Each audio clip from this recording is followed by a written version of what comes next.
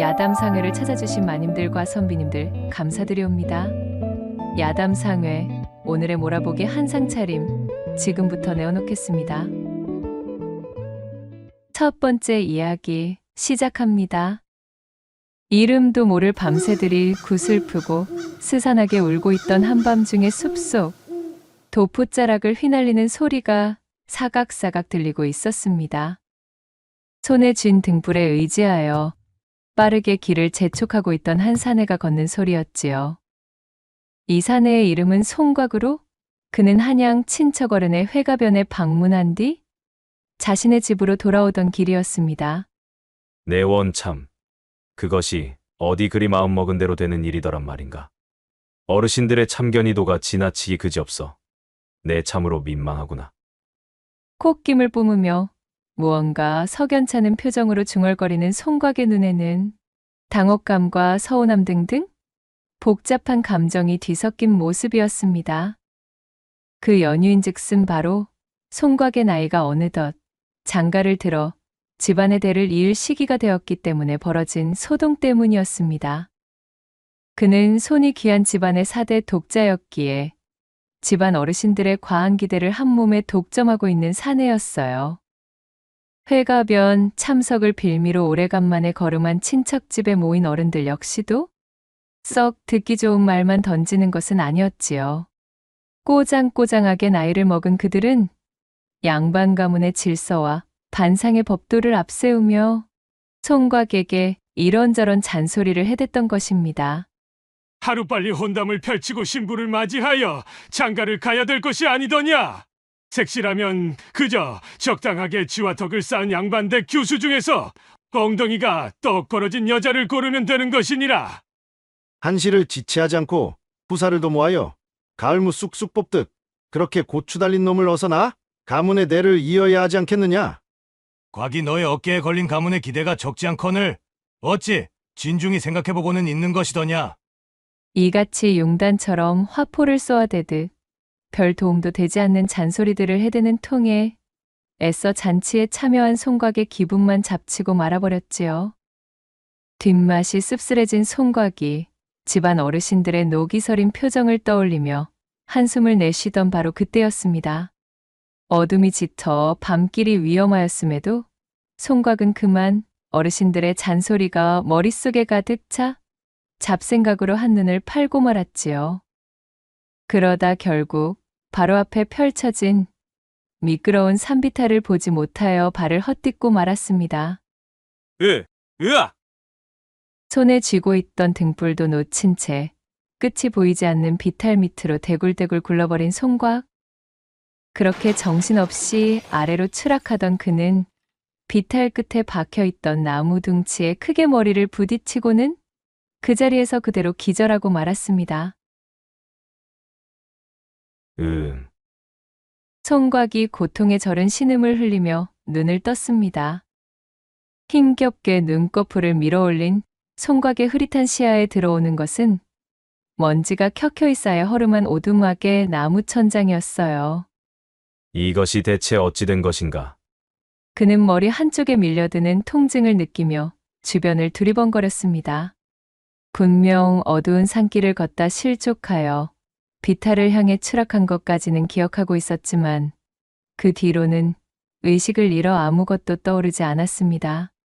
부딪히는 순간의 충격이 매우 컸던 모양인지 그의 시력은 완벽하게 회복되지 않은 상태였지요. 모든 것이 흔들흔들 마치 물속에서 눈을 뜬 모양새로 사물이 흐릿하게 겹쳐 보이고 있었습니다. 전반적인 분위기로 유추해보자니 자신이 누워있는 곳은 이미 버려진 지 한참이나 되어 보이는 낡은 오두막 같아 보였답니다. 송곽은 기억을 더듬어 보려 하였으나 도무지 자신이 어찌 이런 곳에 누워있는지 기억이 나질 않았지요. 손을 들어 자신의 머리를 만져보니 마치 붕대처럼 머리를 감싸고 있는 천이 느껴졌습니다. 옥신거리는 통증이 느껴지는 곳에는 누군가 치료를 한 흔적이 있었어요. 짓이겨 발라놓은 약초의 씁쓸한 냄새가 나고 있었기 때문이었습니다.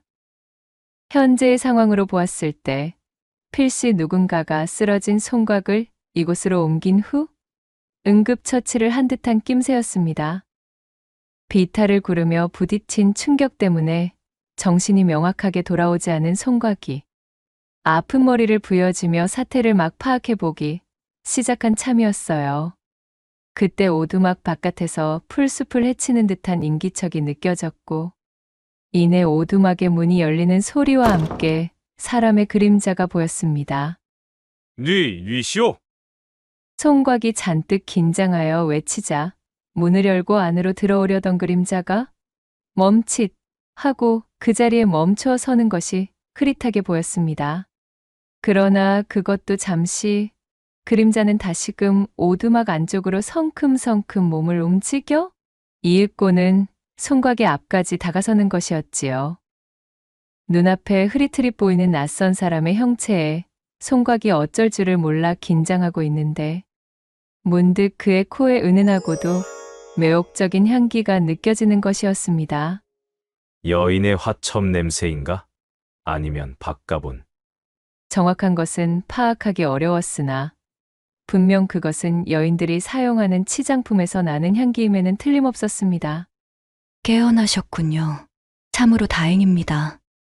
한때는 정말이지 어찌되나 하였습니다. 송곽이 유추한 대로 그림자에서는 여인의 목소리가 흘러나왔습니다. 여기가 어디요? 나는 대체 어찌하여 여기까지? 그리고 당신은 또 누구십니까? 당황한 채로 궁금한 것들을 두서없이 뱉는 송곽의 모습을 바라보며 여인이 희미한 미소와 함께 천천히 대답하였습니다. 이곳은 저희 고을에서 산새를 타고 다니는 업을 가진 사냥꾼이나 약초꾼들 혹은 신만이들이 쉬어가기 위해 만들어둔 작은 오두막입니다. 저는 비탈 아래쪽의 풀숲에서 상처를 입은 채 쓰러져 있던 선비님을 처음 발견한 사람입니다. 야간에 채취할 수 있는 버섯과 약초들을 보러 나온 덕택에 선비님을 발견할 수 있었지요. 본디 선비님을 업고 산을 내려와 의원으로 매셔야 마땅하겠으나 이곳은 인적도 드물고 또한 도움을 빌릴 사내에 손을 빌리려 해도 좋기 15리는 걸어야 하는 곳이지요. 선비님을 발견한 때에 아녀자인 저 혼자는 그러한 도움을 기대할 수 없어 어쩔 수 없이 이곳 오두막으로 매셨사옵니다. 다행히도 상처 자체는 그리 크지 않아 치료를 위해 약초를 발라두었으니 아물기 시작하면 괜찮아지실 것이옵니다. 조곤조곤 모든 상황을 설명해준 여인은 송곽의 손에 주먹밥을 들려주었습니다. 아마도 머리의 통증 때문에 시력이 온전치 않으신 것으로 보입니다. 생전 저희 아비가 의원 노릇을 하던 자였기에 얼추 흉내 정도는 내는 재주를 가지고 있사오니 너무 심려치 않으셔도 되신답니다. 시장하실 텐데 욕이라도 좀 하시옵소서. 그제야 송곽은 잔뜩 긴장하고 있던 어깨에 힘을 풀고 한시름 덜 수가 있었지요. 이거 참으로 고맙소. 그대가 아니었다면 나는 꼼짝없이 밤이슬을 맞고 객사하였거나 아니면 호환을 당해 산군의 먹잇감이 되고 말았을게요. 다시 한번 감사를 드리겠소이다. 내 이 은혜는 반드시 갚고자 함이니 그대의 이름을 알려줄 수 있으시겠소? 송곽의 말에 여인은 희미한 웃음을 띠며 대꾸했지요. 은혜라 할 것도 없사옵니다. 그저 당연히 해야 할 일을 한 것뿐 소녀의 이름 같은 것은 중한 것이 아니지요. 그리고 저 역시도 이곳을 떠나려던 참에 선비님을 발견한 것이므로 굳이 이곳에 다시 오실 필요도 없으십니다. 선비님께서 잠들어 계실 동안 의원에다가는 제가 미리 언지를 해둔 참이오니 얼마 뒤면 의원과 도움을 줄 자들이 이곳에 당도할 것입니다. 선비님께서 무사히 깨어나신 것을 보았으니 저는 이제 그만 돌아가 저희 길을 재촉하도록 하겠습니다. 아니, 이보시오. 그렇다고 이리 통성명도 없이 가버리는 법이 어디에 있소? 거듭된 송곽의 읍소에도 여인은 태도를 굽히지 않았어요. 어딘가 다급해 보이는 여인은 그렇게 인사를 남기고는 몸을 일으켜 세웠습니다. 그녀는 송곽의 만류에도 불구하고 오두막을 벗어났고 송곽은 흐릿한 시야 너머로 보이는 여인의 형체에 손을 뻗으며 그녀를 불러 세우다 갑작스럽게 밀려드는 열감과 통증에 그만 다시 눈을 감고 쓰러져 버렸습니다. 이후 그녀가 말한 대로 헐레벌떡 오두막으로 도착한 의원과 사람들의 소란스러운 소리가 들려왔어요. 그들의 도움을 받아 송곽은 무사히 산을 내려올 수 있었고 인가가 들어찬 고을까지 당도할 수 있었습니다. 그곳의 의원에서 나머지 치료를 받고 완쾌한 이후 집까지 돌아갈 여정길에 오를 수 있을 정도의 체력을 회복하게 되었지요. 시력을 회복한 이후 자신을 구한 여인에 대하여 의원을 통해 물어보았지만 의원 역시도 익명의 누군가가 남긴 서신을 보고 선비를 찾은 것일 뿐 자신에게 오두막의 위치를 알려준 사람이 누구인지는 알 수 없다는 말만 되풀이할 뿐이었습니다. 아무리 보아도 겸양을 위해 제 신분을 노출하지 않으려는 심정이었거나 혹은 자신의 정체 그 자체를 알리지 않고 싶어하는 사람으로 보였습니다. 참으로 특이하고도 기이한 인연이로다. 이토록 커다란 은혜를 얻었음에도 그저 가슴 속에만 묻어둬야 하다니. 그 여인이 남겨놓은 이 향취만이 기억에 깊숙이 자리 잡아 떠나가지를 않는구나. 결국 송곽은 아무런 소득 없이 오두막에서 여인이 흘린 향기에 대한 강렬한 기억만을 남긴 채 자신의 고향으로 돌아올 수밖에 없었습니다. 여인에 대한 단서라고는 그저 자신의 머리에 생겨있던 상처를 치료할 때 붕대로 사용한 손수건 뿐이었습니다. 여인의 것으로 보이는 손수건에는 곱게 나비 모양의 자수가 새겨져 있었지요. 그렇게 송곽에게 잊을 수 없는 사건이 일어났던 이후 속절없이 시간이 흘러갔지요. 늘 품에 그날의 손수건을 지니고 다니며 여인에 대한 것을 가슴에 품고 있던 송곽은 더욱 장성한 사내가 되었습니다. 명실상부 훌륭하게 성장한 송곽은 그야말로 근사한 신랑감으로 나무랄 데가 없는 사내가 되어 있었습니다. 이목구비 반듯하고 허우대도 훤칠했으며 또한 머리가 아주 영특하여 진작에 초시에 합격했지요. 내후년쯤엔 한양으로 걸음하여 과거를 볼 예정으로 앞길이 탄탄대로인 사내였습니다. 송곽의 집안은 증조부가 참판까지 한 뼈대 있는 가문이었지만 대대로 청렴하기 짝이 없어 그 살림살이가 넉넉하지 않은 것이 흠이라면 흠이었지요. 일찍이 과거에 몇 번인가 낙방의 맛을 보았던 송곽 아버지는 다른 곳에 한눈을 팔지 않고 그 길로 열심히 농산일에 뛰어들었습니다. 그렇게 농사를 짓고 땀 흘려 일군 먹거리로 생활을 해온 탓에 송곽네 온 식구들은 양반임에도 청빈한 생활에 익숙해져 있었어요. 비단 풍족하게 살지는 못하였으나 그들은 보릿고개에도 다른 집에 가서 아쉬운 소리를 하는 처지는 아니었습니다. 이렇듯 고을에서도 자자할 정도로 우수한 평판을 얻고 있다 보니 송곽이 근사한 사내가 되자 진작부터 그를 점찍어둔 수많은 집안에서 혼담이 거론되고 있었습니다. 송곽은 아직 혼인이나 여인에 대한 욕심은 없었으나 사대 독자인 마당에 자신의 뜻만 고집할 수는 없는 노릇이었던지라 그저 집안 어른들이 이끄는 대로 얌전히 응하고 있었답니다. 1등 신랑감이던 송곽과 혼담을 성사시켜 한몫 단단히 잡아보려던 매파가 문지방이 닳도록 송곽의 집을 들락날락거리고 있었지요. 매파가 송곽의 어미와 그 옆에 앉아있던 송곽에게 찰싹 달라붙어 이런 집안 저런 집안의 교수들을 소개하고 있으려는데 어찌된 영문인지 송곽은 매파가 소개해주는 조건 좋은 여러 집안의 여인들에게 일절 관심을 보이는 기미가 없었더랬지요.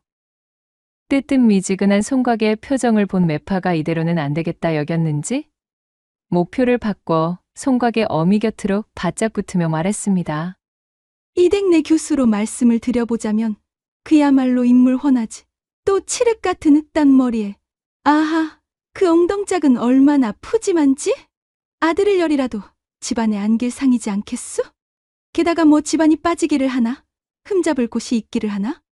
참으로 이만한 혼처가 또 없다는 거 아니겠소?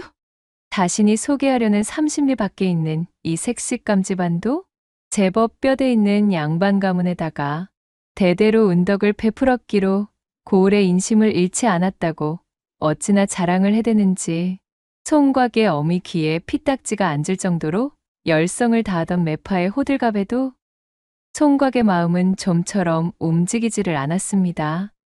저기, 조금 더 생각을 해보아도 되겠습니까? 아무리 들어도 뭔가 선뜻 내키는 기분이 들지를 않습니다. 아니, 이보시게, 총각. 혼담이 어찌 그 기분만으로 좌지우지되는 가벼운 일이겠소. 그저 혼사라는 것은 집안과 집안끼리 이리 재고 저리 맞추다 보면 일사천리로 흐르기 마련 아니겠소? 그래, 과가. 매파의 말이 맞다. 언제까지 그렇게 혼인 이야기만 나오면 도망치듯이 피하려고만 드는 게냐. 때를 놓치기 전에 얼른 결정을 보아야 되지 않겠느냐. 송곽의 말에 매파와 송곽의 어미가 그를 만류했습니다. 집안과 어른들의 말을 거스를 수 없었던 송곽의 입에서는 탄식만이 나오고 있었지요. 그렇게 옥신각신을 하던 매파가 돌아간 이후 한참의 시간이 지난 저녁 때 송곽은 품 안에 손을 집어넣어 무언가를 꺼내 들었습니다. 그것은 바로 나비 모양의 자수가 새겨진 손수건이었습니다. 바로 일전 자신을 치료해준 여인이 남긴 유일한 단서였지요. 송곽은 손수건에 희미하게 남아있는 향료를 느끼며 눈을 감았습니다. 이름조차 알려주지 않은, 얼굴조차 제대로 보지 못한 여인이었으나 그날 이후로 송곽은 단 한시도 그녀의 목소리를 잊은 적이 없었습니다. 다시 한번 그녀를 볼 수 있는 기회가 있다면 좋으련만. 송곽은 여인에 대한 생각을 떠올릴 때마다 제 가슴이 요동을 치는 것을 막을 수 없었습니다. 집안의 어르신들에게는 차마 언급하지 못하였으나 그는 여인이 자신의 목숨을 구해준 뒤로 얼굴조차 모르는 그녀에게 흠뻑 매료된 뒤였습니다. 매파가 제 아무리 집안 배경이 훌륭하고 나무랄 데 없는 규술합시고 여인들을 소개해 주어도 송곽의 심장에는 이미 나비자수 손수건에 그녀가 꽉 들어차 있어 여타의 틈조차도 내어주지 않는 것이었어요. 매파가 물어오는 각종 혼담에도 시큰둥했던 것 또한 이러한 이유였습니다. 그는 하늘을 향해 얼굴을 치켜들고 흐릿한 형체로만 기억하고 있는 여인에 대한 모습을 떠올려 보았습니다. 어디에 사는 어느 누구일고 아주 작은 단서조차도 없으니 이리도 깊어진 내 마음이 견디기 어려워도 찾아 나설 묘수가 생각나지를 않는구나. 한 번으로 끝나버린 스쳐 지난 인연임에도 도통 내 가슴은 식을 줄을 모르니 이 답답함을 어쩌면 좋을까. 송곽은 깊고 깊은 한숨을 내쉬며 제 마음속에 자리 잡은 여인을 향한 연심을 애써 외면하려 눈을 감고 말았습니다.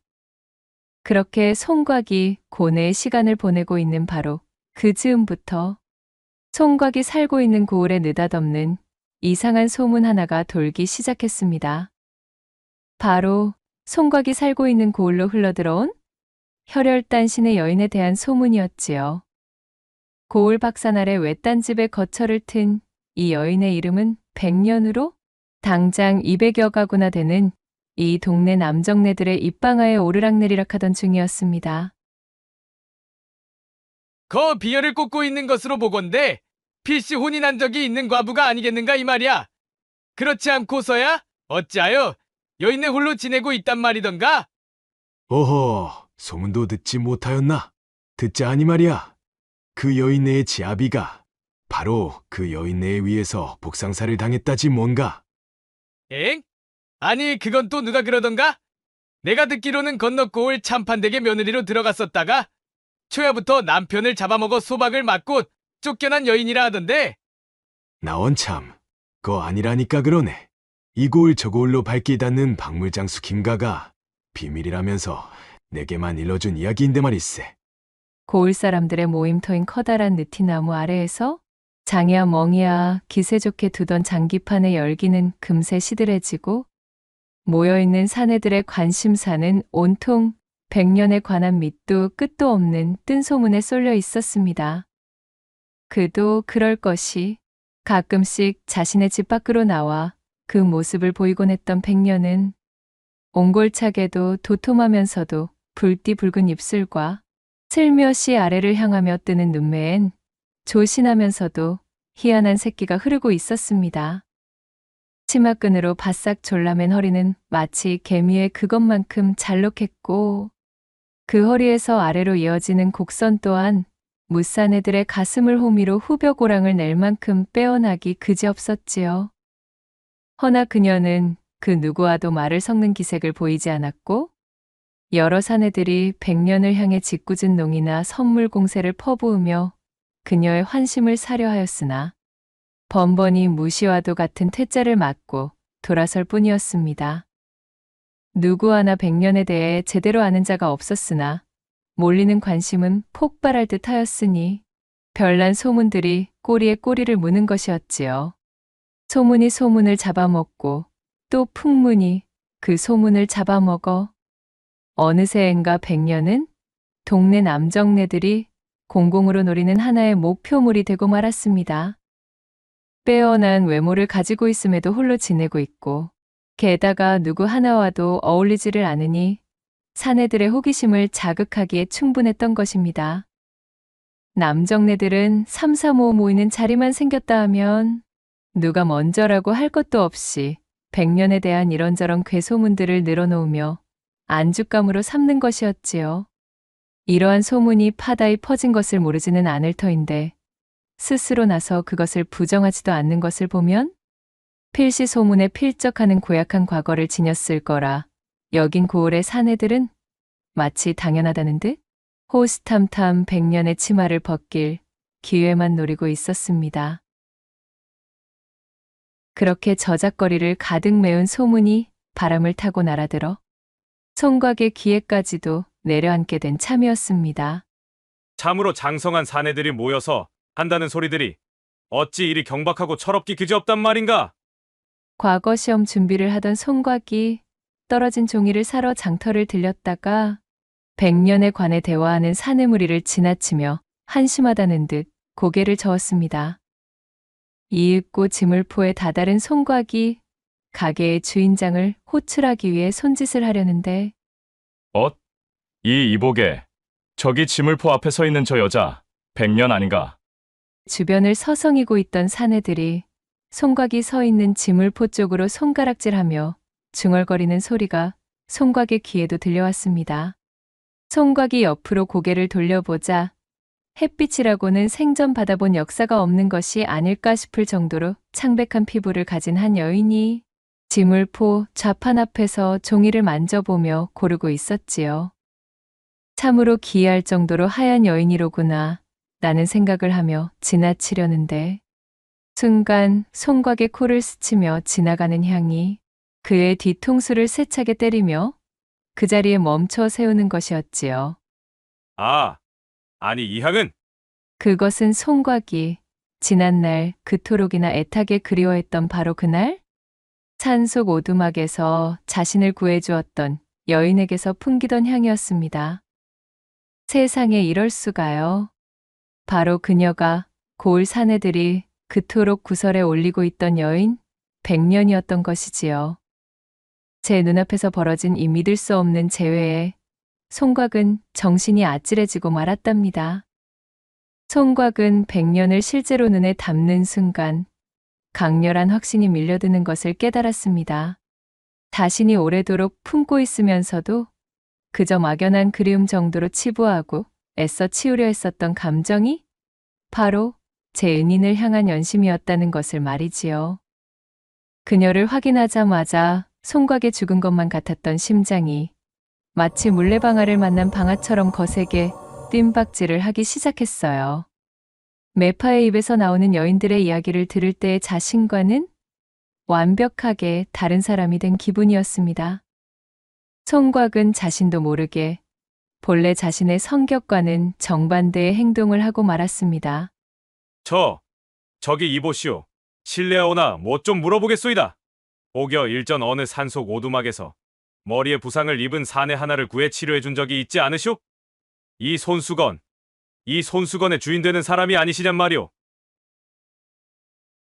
느닷없이 손수건을 내밀며 묻는 송각에 접근해 백년이 잔뜩 겁을 집어먹은 얼굴로 그를 바라보았습니다. 얼마 후 그녀는 멈칫 하고는 고개를 갸웃대더니 이내 뭔가 기억이 났다는 듯 두 눈을 동그랗게 뜨며 꾸벅 인사를 하는 것이었지요. 송각을 기억하고 있는 눈치였습니다. 차, 참으로 이런 우연이 또 있습니까 그래? 내 이곳에서 그대를 다시 만나게 될 줄이야. 생명의 은인이자 남모르게 흠모하고 있던 여인을 다시 만나게 된 것이 뜰 듯이 기뻤던 송각이 활짝 웃음을 지었으나 이내 그녀의 정갈하게 모아묶은 뒷머리에 꽂혀있는 비녀를 발견하고는 가슴이 철렁 내려앉고 말았습니다. 혼인을 하신 몸이셨소이까? 송각이 잔뜩 허탈한 목소리로 물었지만 이상하게도 백년은 아까부터 희미한 미소만 지을 뿐 송각의 말에 단 한 번도 육성으로 대답하지 않고 있었습니다. 이를 의아하게 여긴 송각이 다시금 그녀에게 말을 건네려는 찰나 주변에서 백년과 송각을 바라보며 웅성거리는 사내들의 눈총이 거세지고 있었지요. 그때였습니다. 이를 의식한 백년이 마치 벼락을 맞은 사람 마냥 화들짝 놀라더니 송각에게 꾸벅 인사를 하고는 도망치듯 지물포에서 빠져나가기 시작했습니다.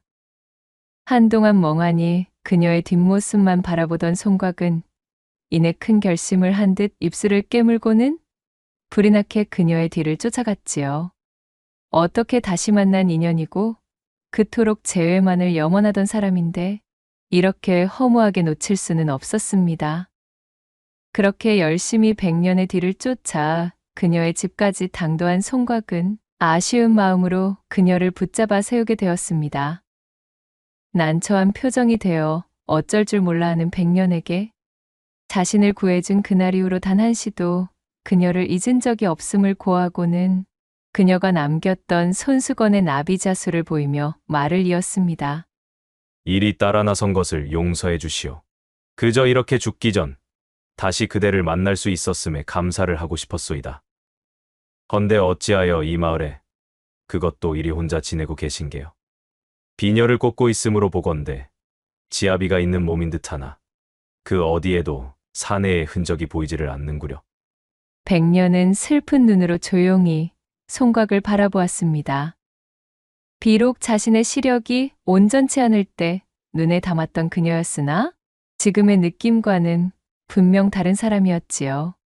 그녀의 몸은 뭔가 엄청난 두려움에 사로잡혀 사시나무 떨리듯 바들바들 떨리고 있었습니다. 그리고는 이내 방 안으로 들어가더니 종이와 붓 그리고 벼루를 꺼내오는 것이었어요. 백년은 무릎을 꿇고 조신하게 앉아 한참이나 말없이 먹을 갈았습니다. 이윽고는 붓을 들어 종이에 글자를 적어내려 갔지요.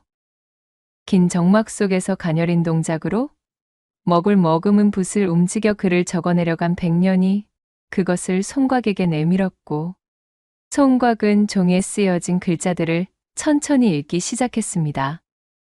그것은 백년이 지난날 자신의 사연을 쭉 나열한 글이었어요.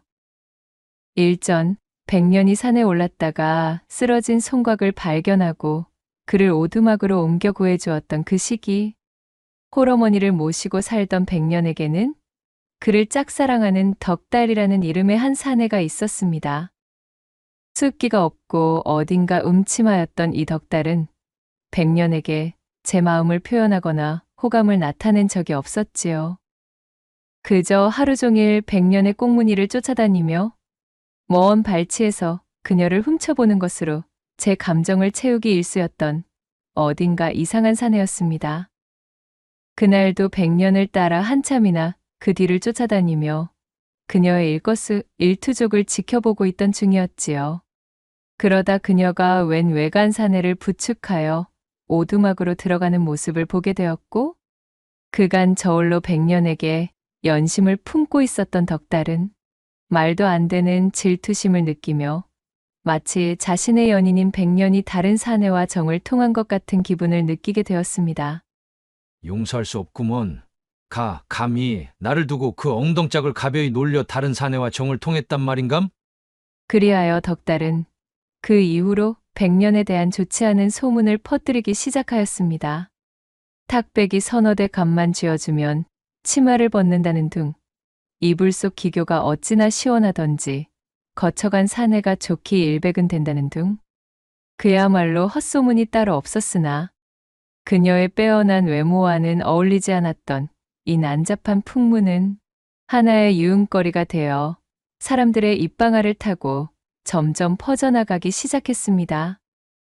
소문을 접한 자, 그 소문을 실어나르는 자 모두에게 사실관계는 중요하지 않았어요.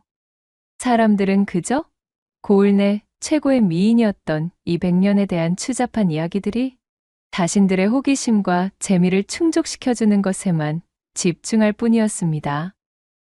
처음에는 백년을 모르는 사람들 위주로 퍼지던 소문은 이윽고는 백년과 가까웠던 지인들마저도 헛소문에 좌우되어 그녀를 의심하고 멀리하기 시작했지요. 덕달에게서 시작된 뜬 소문은 그 덩치를 더욱 키워나갔습니다. 고을 사내들은 마치 그간 쳐다도 보지 못하던 백년이라는 여인에 대해 경쟁이라도 하듯 사실은 자신과도 하룻밤을 보낸 가벼운 여자였다 라는 기조의 거짓말을 하며 으스대기 시작했습니다. 어둠을 잘라먹고 커진 악이 가득한 소문의 종국에는 백년은 재수가 옴붙은 여인이라 그녀와 밤새도록 합판을 하고 나면 다리가 부러져 부목을 대고 드러눕게 된다는 둥, 백년과 정을 통했다가 외양간에 원인 모를 불이나 외양간을 말끔히 태우고 소는 몽땅 도망가게 되었다는 둥, 입에서 입으로 전해진 괴소문이 온 동네에 파다하게 퍼졌지요.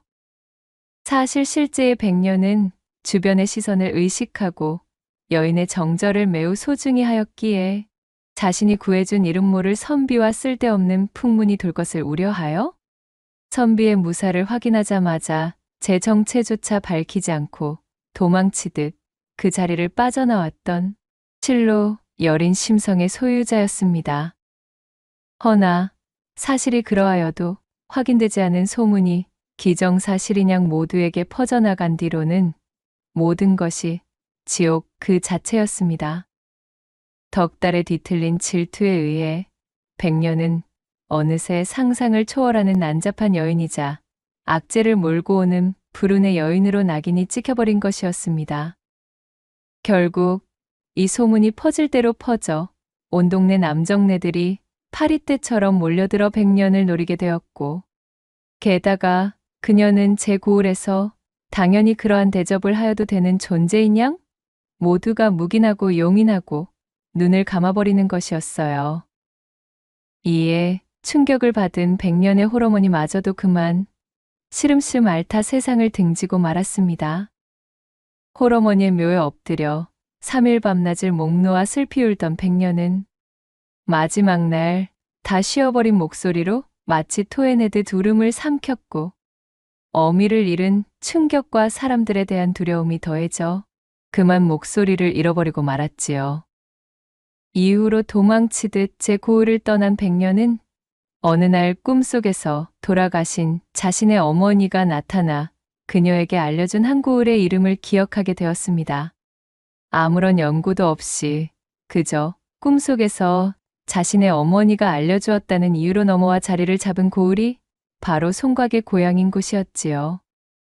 지난 경험을 통해 사내들과의 그 어떠한 접점이 생기는 것조차 극히 두려워하였기에 새 고을의 털을 잡은 백년은 꾀를 내어 이미 혼이 난 몸인 척 머리를 쪽 집어 빈혈을 꽂고 다녔던 것이었습니다. 그런 지옥을 겨우 헤쳐나왔음에도 불구하고 이 고을에 들어서자마자 또다시 뜬 소문, 헛소문에 시달리게 된 것이지요.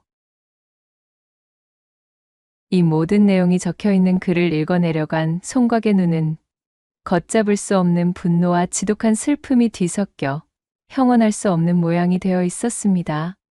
실로 어찌 이러한 일이 있을 수가 있단 말인가? 그야말로 인두겁을 뒤집어 쓴 짐승놈들이 아니던가? 이런 무지막지한 고초를 당하고 고향을 등겨 떠나온 여인을 새로 잡은 터전의 사내들이 또다시 괴이한 소문으로 다시금 괴롭히고 있었다니.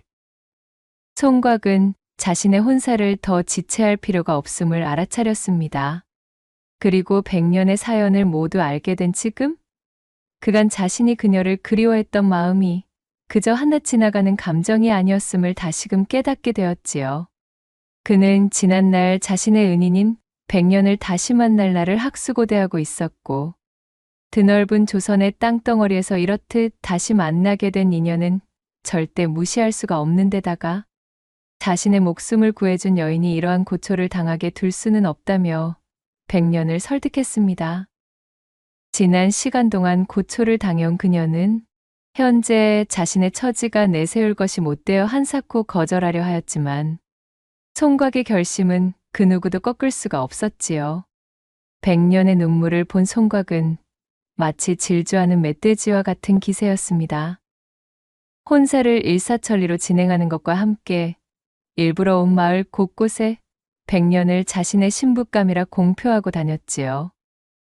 그리하여 100년이 송곽 집안의 며느리가 될 것이라는 소문이 퍼진 이후 100년을 향한 짓궂은 농담과 악소문을 입에 담는 자는 자취를 감추게 되었습니다. 그렇게 시간은 흘렀고 그 이듬해인 꽃 피고 새우는 춘삼월에 송곽네 집 조촐한 마당에서는 한창 혼례가 치러지고 있었습니다. 자라면서 단 한 번도 속을 끓인 적 없던 아들이 생애 처음으로 강경히 제 신부감은 100년이 아니면 안 되겠다며 강행돌파를 한 것입니다. 자신의 목숨까지도 담보로 하며 100년을 고집한 송곽의 결의를 받아들여 주었으나 신랑 측 어른들의 얼굴에는 한결같이 수심이 가득했지요. 100년에 대한 소문이 진실이 아니었음에도 찜찜한 풍문으로 둘러싸인 말 못하는 여인을 며느리로 들이는 것이 못마땅했기 때문이었습니다. 그러거나 말았거나 혼례는 흐르듯 끝이 났고 첫날 밤이 왔습니다. 가물거리는 촛불 아래 근사한 원앙금침이 펼쳐졌고 그 윗목엔 밤중의 배라도 고풀세라 주안상이 차려져 있었답니다. 모란 꽃에 나비가 너울거리는 8폭의 병풍이 신방의 문을 가로막았지요. 새 신랑인 송곽과 새 신부인 100년은 촛불을 사이에 두고 부끄러운 듯 마주 앉았습니다. 송곽은 고개를 푹 숙인 100년의 족두리를 젖히고 얼굴을 자세히 들여다보았어요. 오똑한 콧날과 앵두 같은 입술, 백옥 같은 살결, 짙은 속눈썹에 사슴처럼 큰 눈. 시력이 회복된 모습으로 바라본 100년은 자신이 기억하던 모습보다 배는 더 미인이었습니다. 참으로 꿈만 같소이다. 내게 이 같은 날이 오다니요. 이는 분명 하늘이 제게 주신 천금의 기회요 인연입니다. 송곽의 말을 들은 100년은 어깨를 들썩이며 흐느끼기 시작했지요. 그는 따스하게 100년을 품에 안아주었고 100년은 말없이 그의 품에 안겼습니다. 이윽고 신방의 촛불이 꺼졌고 그렇게 두 사람은 우여곡절과 다사다난한 소동들을 거쳐 진정한 부부가 되는 의식을 치르며 사랑을 나누었습니다. 이날 이후 송곽은 과거 급제만을 목표하며 살았습니다. 100년은 그녀를 못마땅히 여기는 시집의 따가운 눈총을 받으면서도 인상 한번 찡그리는 법 없이 살림을 돌보며 송곽을 지극히 내조하였습니다. 그녀의 손은 야무지기로 명성이 자자하여 길쌈이든 김맥이든 배짝이든 100년의 손에 한번 넘어가면 그 결과물이 틀림이 없었기에 고을 사람들 모두가 그녀의 솜씨를 높이사 일감이 끊이지를 않았습니다. 두 사람이 혼례를 올린 그 이듬해에 100년은 드디어 떡두꺼비 같은 아들을 낳았습니다. 손귀한 송곽네 집안에서는 그야말로 경사가 났습니다.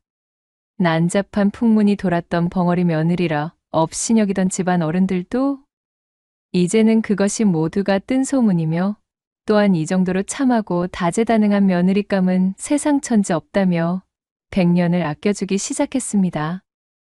첫 손자가 세도를 치렀을 때 며느리인 100년은 쪽풀을 베어와서는 쪽물 뽑는 법을 연구하기 시작했습니다. 비단에 쪽염색을 해서 아들의 옷을 만들어 입혔지요. 쪽빛이 너무나 곱고 예쁘다며 송광네 집안 친척들이 너도 나도 비단을 가져왔습니다. 백년이 그들 모두에게 쪽염색을 해주었고 그것으로 옷을 지어 입혀놓았더니 세상에 나요. 온 동네방네 소문이 퍼져 그날부로 여기저기서 주문이 들어오는 것이었어요. 들어오는 주문이 감당이 안 될 지경에 쪽염색으로 벌어들이는 돈이 눈이 휘둥그레지는 액수였습니다. 그 이후로 시아버지는 온밭에 쪽풀만 가꾸며 입이 귀에 걸렸고 백년은 마당에 독을 12개나 차려놓고서는 쪽물을 빼며 또 한편으로는 송곽의 과거 공부 뒷바라지를 했습니다. 집안은 나날이 풍성해져 갔고 백년의 정성어린 내조의 하늘도 감동하였는지 그해 송곽은 드디어 과거에 급제하였지요. 송곽네 집안은 며느리인 백년이 복덩어리라며 끔찍이도 아껴주었습니다. 과거 급제 후 홍패를 받은 송곽은 관직에 진출한 이후 승승장구하여 백년의 삶을 망쳐놓은 주범인 덕달과 그 고을의 사내들에 대한 추포령을 내리게 되었고 그렇게 붙잡힌 덕달을 국법으로 심판함으로써 그간 자신의 아내인 백년을 괴롭혔던 악연의 사슬을 드디어 끊게 해주었어요.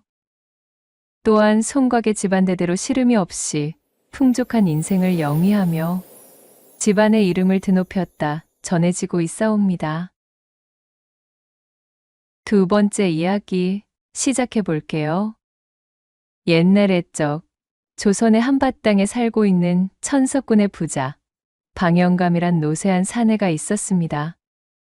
그는 남부러울 것 없이 사는 꽤 풍족한 부자였으나 걱정거리를 하나 꼽으라고 한다면 딱 하나가 있었지요.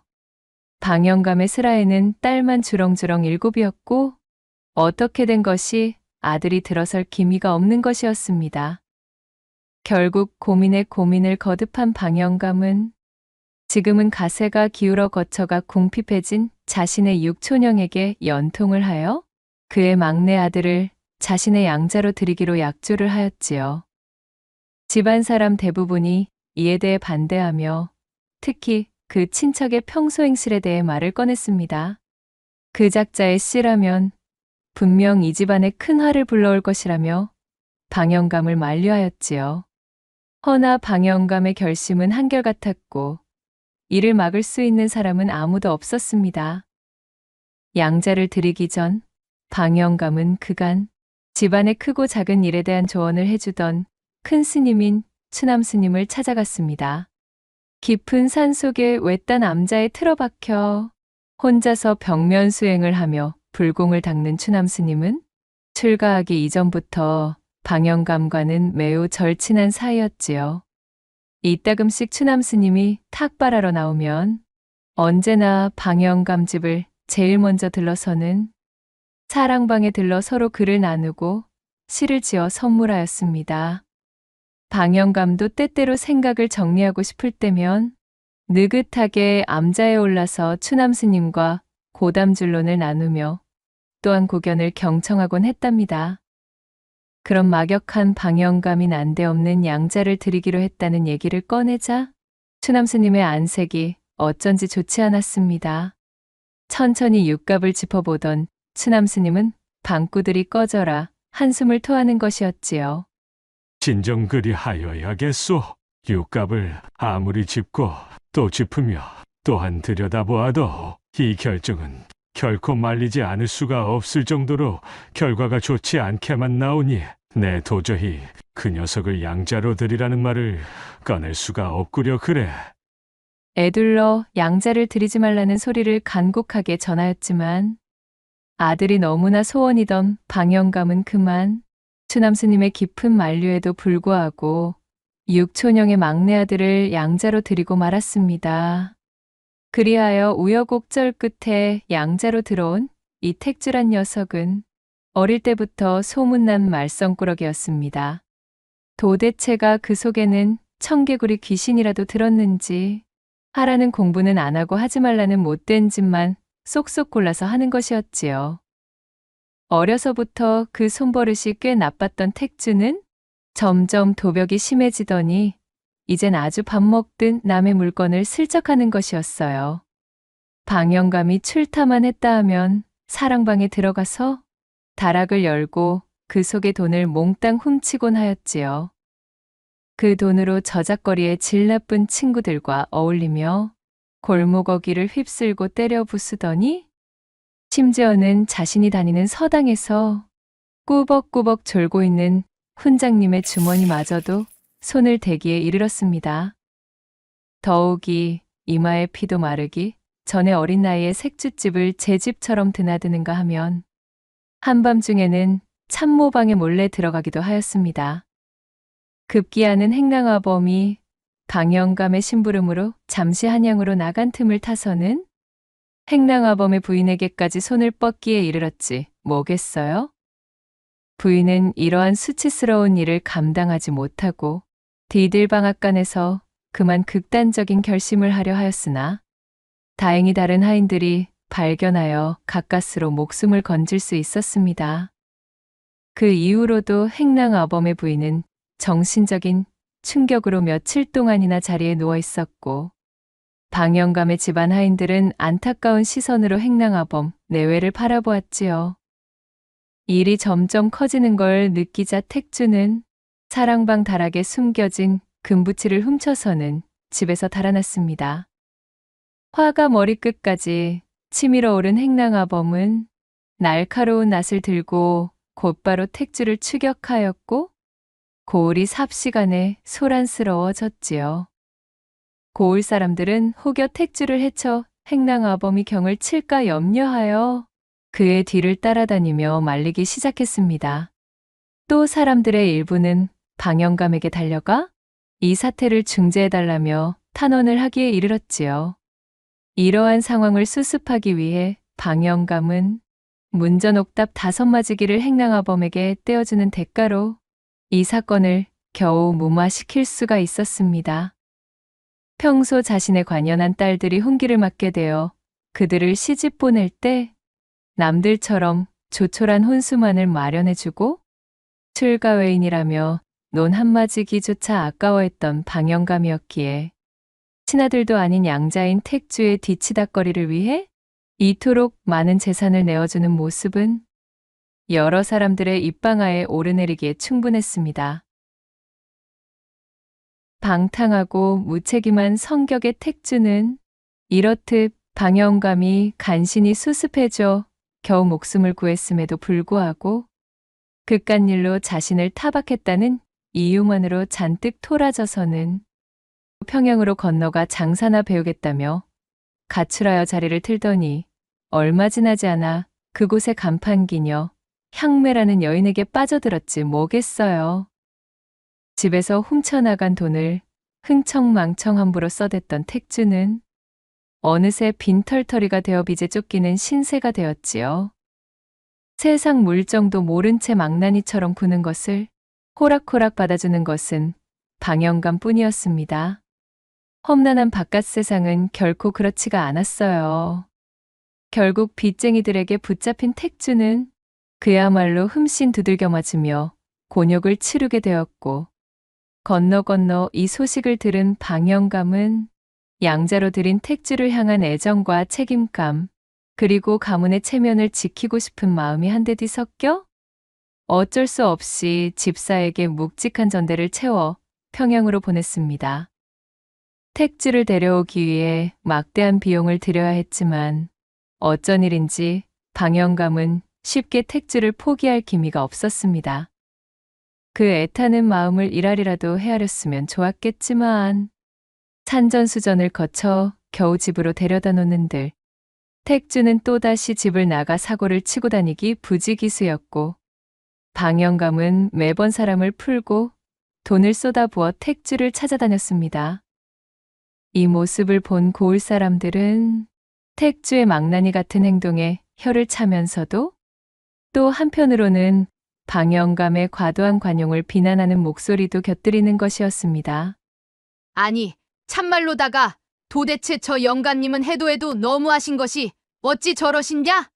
저 망나니 같은 자식놈을 대체 몇 번이나 더 봐줘야 하는 건지 모르겠네. 아, 그러게 말이요.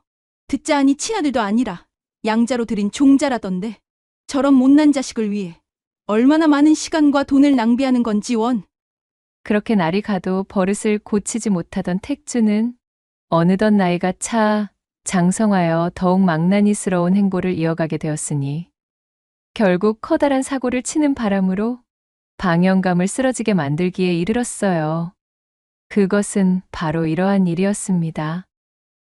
석양빛에 붉게 물든 염탄강 나루터에 막배가 닿는 소리가 들려왔습니다. 승객 몇몇이 배에서 내리며 저마다 갈 길을 향해 발걸음을 재촉했지요. 강물에 비친 노을이 물결을 따라 어지럽게 흔들리고 저 멀리 펼쳐진 갈대밭에서는 바람 소리가 서늘하게 들려오는 시간이었습니다.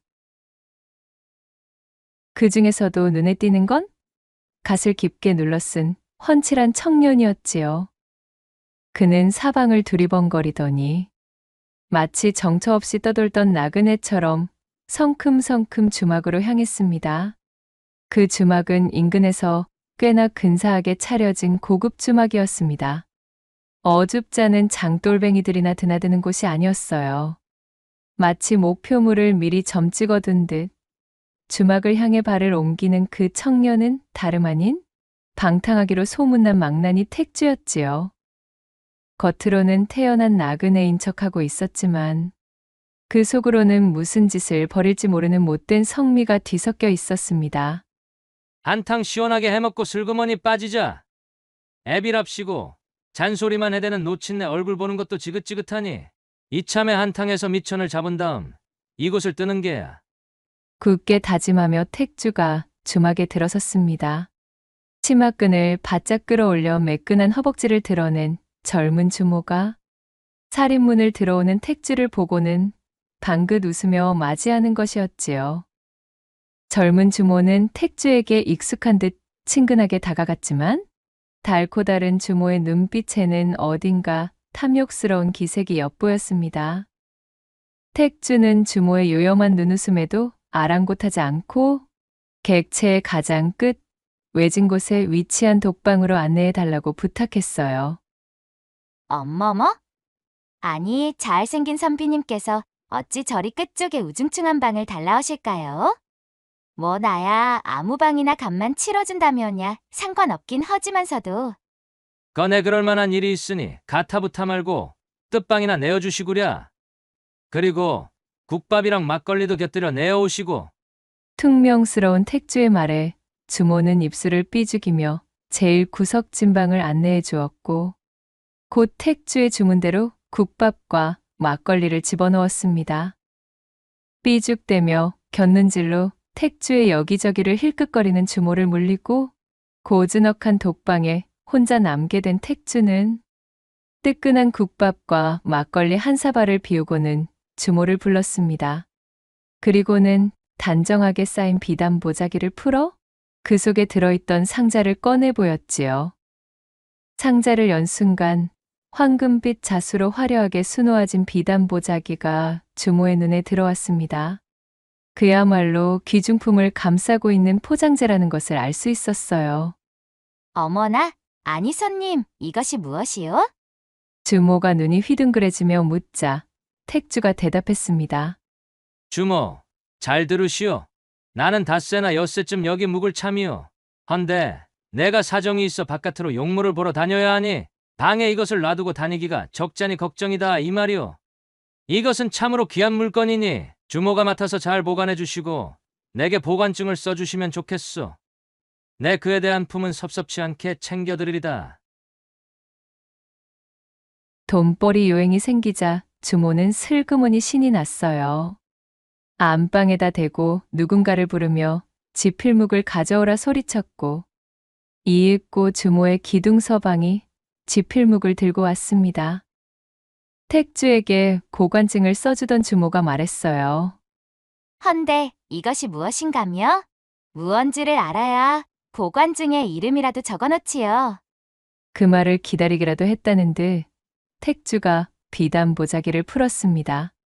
그러자 조그만 오동나무 상자가 나오고 그 상자를 열고 한 겹 두 겹, 자그마치 7겹이나 쌓여있는 한지까지 벗겨내자 상감 기법을 써서 오낙문을 새긴 고려의 전형적인 은은한 청자 매병이 나오는 것이지 뭐겠어요?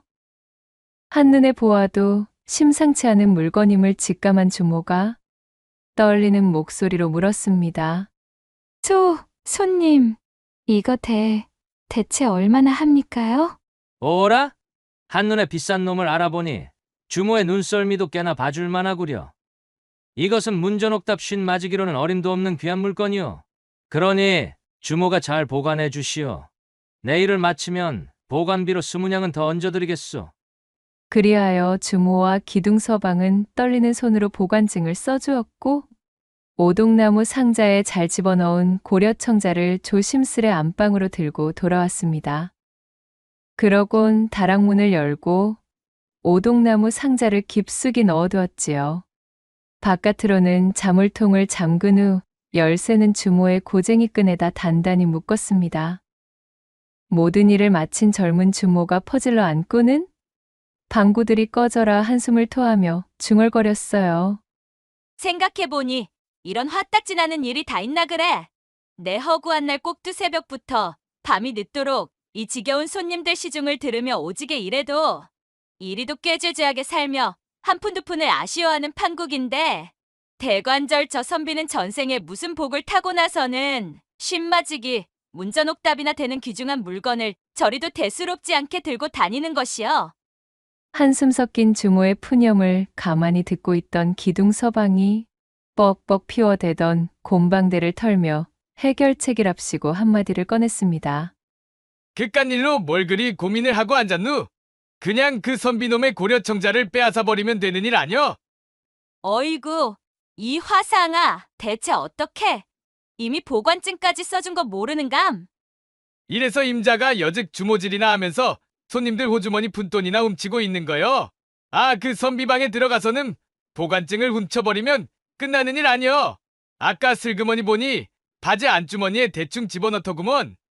임자가 그 방에 들어가서 그것만 해주면 나머지 뒷일은 내가 깔끔하니 처리할 것이니께. 기둥서방의 말에 눈이 반짝이던 주모가 깔깔 웃으며 품에서 엽전 한 움큼을 쥐어 던져주었습니다. 기둥서방은 엽전을 쥐고는 바로 투전판으로 향하면서 내일 아침에나 돌아올 것이니까 그 틈에 선비를 요리해버리라고. 라고 말했지요. 주모는 그 길로 부엌으로 건너가서는 꼼꼼하게 목간을 한 뒤 명경을 펴놓고 얼굴에 분을 펴바르기 시작했습니다.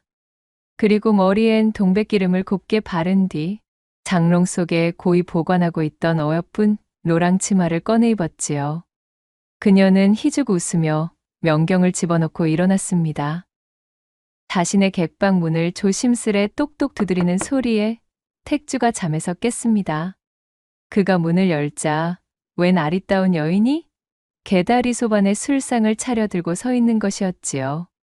호롱불 아래 드러난 젊은 주모의 얼굴은 아까 전 주막을 들어올 때에 비해 더없이 빛나고 어여뻤습니다.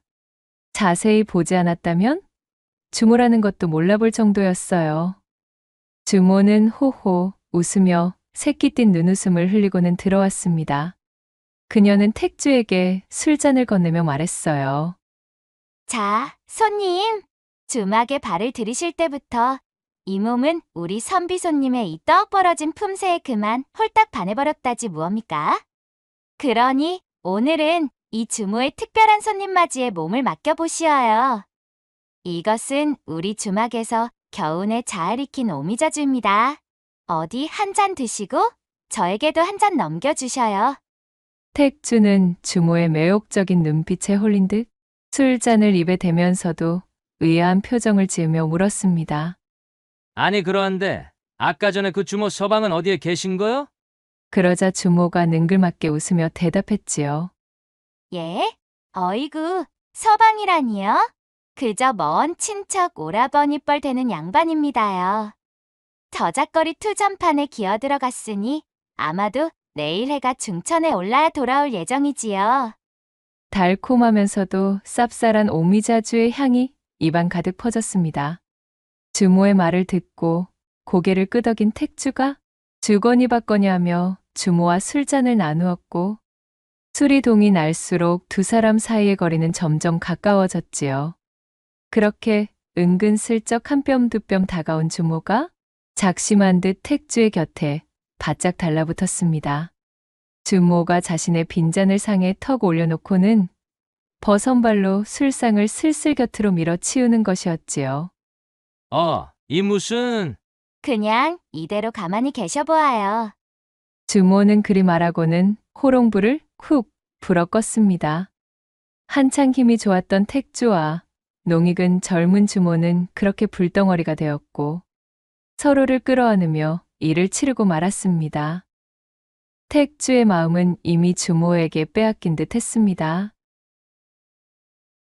그는 주모의 유혹에 저항할 생각조차 하지 않았어요. 택주의 밑에 깔린 주모는 자신이 가지고 있던 모든 기회를 쏟아부으며 교성을 토하면서도 한쪽 손만큼은 바쁘게 택주의 바지 속 안주머니를 더듬으며 고관증을 찾으려 했었지요. 그렇게 방구들이 무너져라 거나하게 운우를 나눈 뒤 젊은 주모는 옷매무새를 고치며 방을 나왔습니다. 주모는 재빨리 부엌으로 기어들어가 아련하게 남아있는 불씨를 뒤적거린 뒤 살려내 택주의 주머니에서 훔쳐낸 고려청자 보관증을 불살라버렸지요. 옳거니? 되었구나.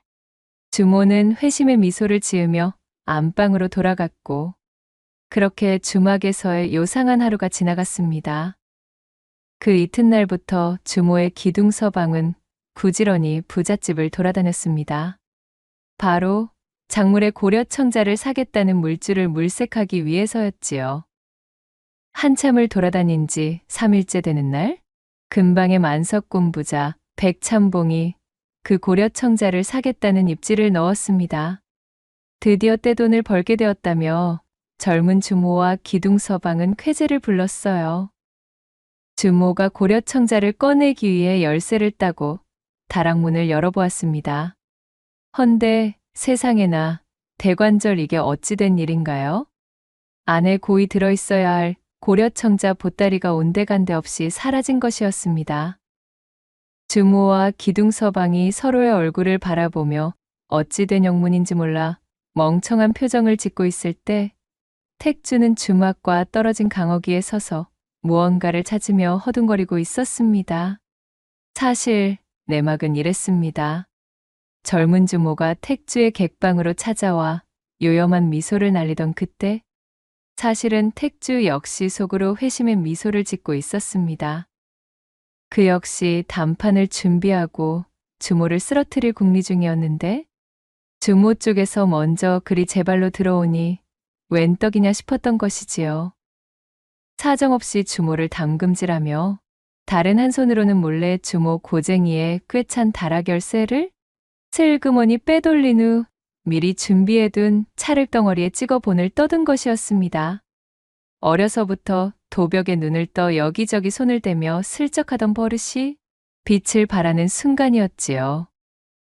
이튿날 택주는 미리 떠둔 열쇠본을 들고서는 저작거리 대장간으로 달려가 꼭 맞는 열쇠를 복제해왔습니다.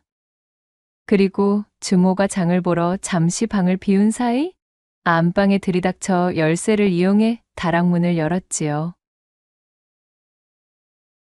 이 고려청자가 싸구려 가짜인 것도 모르고 다락에서 없어진 걸 알면 거품을 물고 자빠지겠지? 그럼 나는 보관증을 들이밀며 당장 이 주막을 내게 넘겨서라도 배상하라고 하면 끝이지. 총골에 처박혀서 형편없는 기둥서방 하나 두고 주모질이나 하는 여편네를 농락하는 것은 일도 아니라 이것이야. 정말이지 나는 어찌 이리 머리가 영특한 것일꼬. 그랬습니다. 택주는 이 같은 사기극을 벌여 가짜 고려청자를 몰래 없애버린 뒤 그것을 제대로 보관하지 못했다는 책임을 물어 젊은 주모의 주막을 송두리째 자신의 것으로 먹어버릴 심산이었지요. 택주는 가짜 고려청자 보따리를 꺼내 그 길로 멀찍이 떨어져 있는 강으로 수장시켜버렸습니다. 제 뜻대로 모든 것이 진행되자 기쁜 마음도 잠시 이게 어찌 된 일인가요? 자신의 바지 속 주머니에 꼬깃꼬깃 접어서 넣어두었던 고관증이 잡히질 않는 것이었지요. 택주는 자신의 객방으로 가 모든 곳을 샅샅이 뒤졌으나 보관증은 그 어디에도 찾을 수가 없었고, 그렇게 꼬리를 드러내고 여기저기 뒤적거리는 사이 그만 젊은 주모의 기둥서방에게 꼬리가 밟혀 모든 것이 탄로나고 말았습니다. 주모와 기둥서방이 짜고서 자신의 보관증을 없애버린 것을 몰랐던 택주는 꼼짝없이 사기꾼 대접을 받을 수밖에 없었지요. 덕분에 치도곤이란 치도곤은 모두 당한 뒤 방영감에게까지 연통을 보내었고, 택주를 관하에 고발하지 않는 조건으로 또다시 적지 않은 돈을 주고 입막음을 하여 데리고 들어왔지요. 이렇듯 방영감이 양자로 들여놓은 이 개망난이 택주에게 하도 시달렸기 때문일까요? 결국 그는 자리에 눕고 말았습니다. 사리분별이 어두워지고 사람의 얼굴도 제대로 알아보지 못했지요. 그러자 집구석에서 기회만 엿보고 있던 택주의 눈은 도리어 반짝반짝 빛나기 시작했습니다. 이제 곧 방영감의 다락 속 괴짝 깊숙이 들어있는 그 많은 땅 문서가 제 소나기에 들어와 빛나는 앞길이 열릴 날이 머지않았다 여겼기 때문이었어요.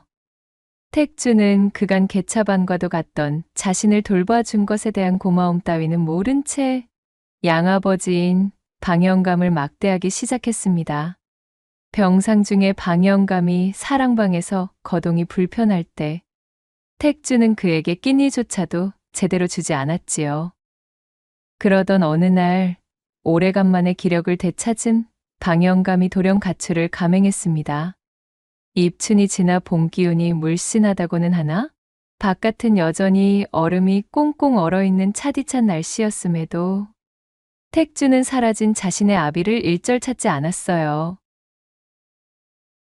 집안 하인들 모두는 그런 택주를 뒤에서 손가락질하며 험담을 해댔습니다. 얼마 후 택주의 귀에 방영감이 추남스님이 계신 암자에 머물고 있다는 소문이 들어왔습니다. 놓친네. 거기까지 가서는 뭐하고 앉았다는 거야? 그 소식을 듣고도 택주는 못 들은 척 발걸음을 떼지 않았습니다. 그렇게 얼마 지나지 않아 방영감은 양자로 들여 극진이도 보살피던 아들에게 자신의 임종조차 보이지 못한 채 암자에서 조용히 숨을 거두었습니다.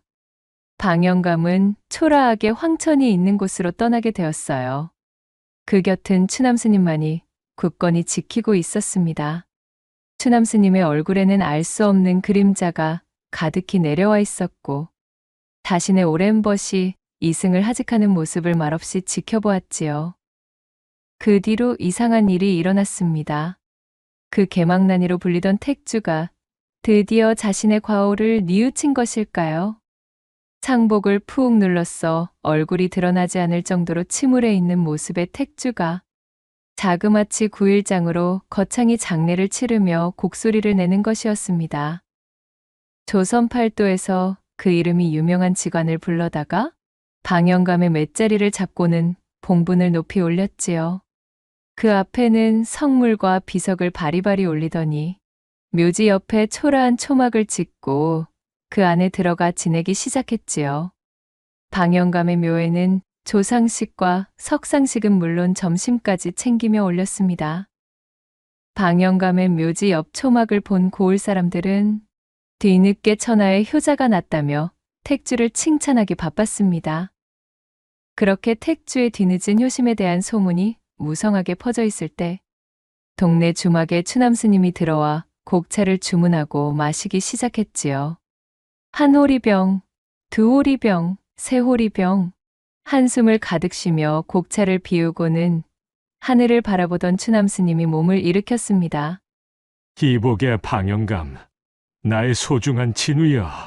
내 벌은 나중에 한꺼번에 부처님께 받기로 하겠네. 방영감, 자네의 길이 외롭지 않게 해줌세. 추남스님은 주막 아궁이로 가서는 품 안에 있던 쑥뭉치에 불씨를 옮겼습니다. 그러고는 방영감의 묘지로 가 그간 자신이 택주인 척 지키고 있던 초막에 불을 붙였지요. 그간 상복을 뒤집어 쓰고 방영감의 각종 호화로운 장례 절차를 성대히 소화한 것은 택주가 아닌 추남스님이었습니다. 고을 사람들 모두가 정신을 차린 택주가 뒤늦게나마 자신의 아비에게 정성을 다하고 있다 여기게 만들 속셈이었습니다. 이렇게 고을 사람들을 현혹시키려 했던 것은 나중에 자신이 방영감을 위해 마지막으로 실행할 계획에 있어서 꼭 필요한 작업이었던 것이었어요. 그때까지도 정신을 차리지 못하고 양아버지의 장례 따위는 안중에도 없던 택주는 석상식을 들고 온 참모를 덮치고는 뉘어놓고 봉분 뒤쪽에서 숨을 헐떡이며 몹쓸 짓이나 하고 있었습니다.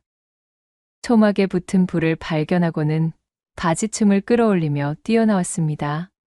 아니 대체 이게 무슨 일이야? 한창 재미를 보려는 찰나였거늘 이 노친네가 죽고 나서도 이리 나의 발목을 붙잡는가 그래?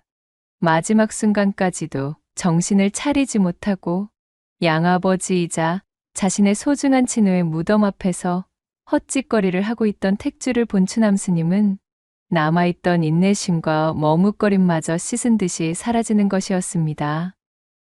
어리둥절해 있던 택주의 뒤통수를 향해 추남스님이 지니고 있던 두터운 박달나무 지팡이가 번개처럼 내리꽂혔습니다. 털썩 묵직한 지팡이로 불의의 일격을 당한 택주는 단말말을 지를 틈도 없이 그대로 방영감의 무덤 위로 쓰러지고 말았지요. 추남스님은 엎어져 있는 택주의 한쪽 손에 큼지막한 돌덩어리를 쥐어주고는 무덤 뒤쪽에서 혼절하여 쓰러져 있는 참모의 옥매무새를 반듯하게 고쳐주었습니다. 나무 아미타불 관세음보살, 내 놈은 마지막까지도 내 양아버지에 대한 존중 같은 것은 없는 놈이로구나. 장례를 끝낸 초막을 태우는 동안 내 놈이 조금이라도 반성하는 기미가 보였다면 이렇게까지 되지는 않았을 것을. 부끄러운 줄도 모르고 더러운 짓을 저지르는 내 놈의 평판 따위는 아무짝에도 쓸모가 없으나 어쨌거나 내 놈도 먼저 떠난 방영감의 아들로 이 이상 가문의 이름을 망치게 둘 수야 없는 노릇. 허니 마지막 순간만큼은 내 놈도 효자였다는 것으로 그리 마무리할 수 있도록 도와주어야겠느니라. 하늘을 올려다보며 슬프고도 허망한 표정을 지어 보인 추남스님은 마치 누군가 택주가 쓰러져 있는 이 모습을 보면 양아버지를 잃은 아들이 무덤을 지키다 슬픔을 이기지 못해 손에 잡은 큼지막한 돌멩이로 스스로 이승을 하직한 듯한 모양새로 보이게끔 주변을 잘 정돈하였습니다. 그리고 모든 것을 완료한 추남스님은 그 길로 자취를 감추었답니다. 시간이 흐르고 고을에는 슬픈 분위기가 감돌았습니다. 뒤늦게 효심에 눈을 뜬 택주가 방영감이 유명을 달리한 것을 견디지 못해 자신 역시도 양아버지의 뒤를 따랐다는 풍문이 저작거리 가득 퍼졌지요. 주막에 앉아서 탁배기를 곁들이던 사내들이 그 이야기를 하고 있을 때 한쪽에서 곡차를 마시고 있던 추남스님은 얌전히 자리에서 일어났습니다.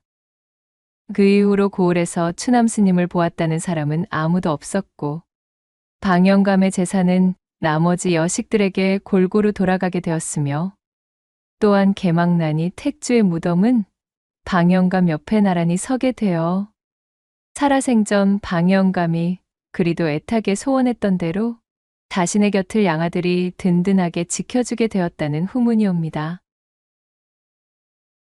마지막 세 번째 이야기 시작합니다. 옛날 옛적에 산세 깊은 곳 고을에서 약초꾼의 몸담은 향분이라는 처자가 살고 있었습니다. 어려운 시절 난을 당해 조실부모한 형부는 아버지 생전에 배워둔 약초 구별법을 이용하여 홀로 근근히 입에 풀칠을 하고 있었지요. 이 향군에게는 아주 커다란 고민이 하나 있었는데 그 고민인즉슨 어려운 형편 때문에 시집을 가지 못한 자신에 대한 서러움이었습니다.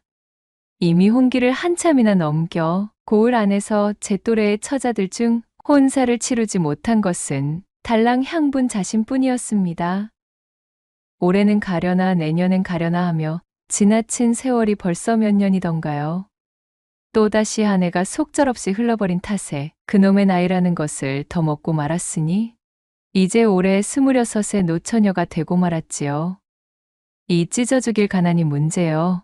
연속된 흉년 탓에 혼수 마련할 돈은커녕 끼니 걱정부터 해야 했으니 좀 채 나아지지 않는 살림을 원통해 하면서도 향부는 열심히 산을 타며 약초를 캤습니다.